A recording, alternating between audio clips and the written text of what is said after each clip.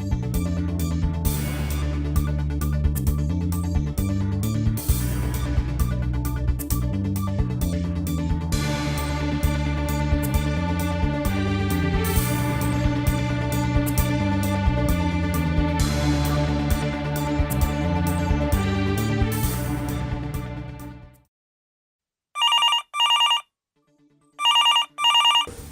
day, it's Bronwyn at Highway Africa.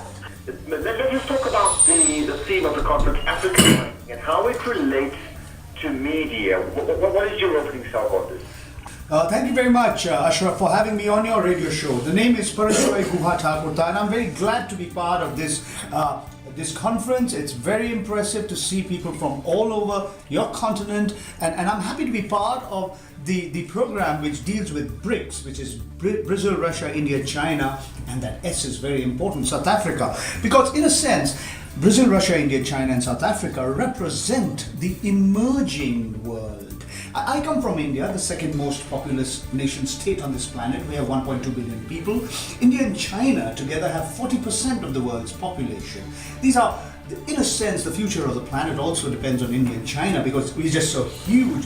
But there's one crucial difference between India and China, that unlike China, we have a proliferation of the media. I think first of all, if there's any place where there's an example of Africa rising, it's in the media. All the innovations, I mean, we're just, on the continent, we're just as good as any place in the world in terms of media consumption and media usage. I mean, we're no longer a backwater where everybody, the radio and TV were controlled by one government and some idiot would go on and do whatever he wanted. We're on social media, we're everywhere, we're pushing our narrative just like everyone else. So that's the first place. So that shows you how much progress we're making, first as a middle class, but generally on the continent. Look, I think I would like to back my friend Robert here by saying that, when you look at the continent today, all aspects of the continent are rising. All indicators are quite green in comparison to the rest of the world, obviously. I mean, look at Europe, look at the US, look at even Asia.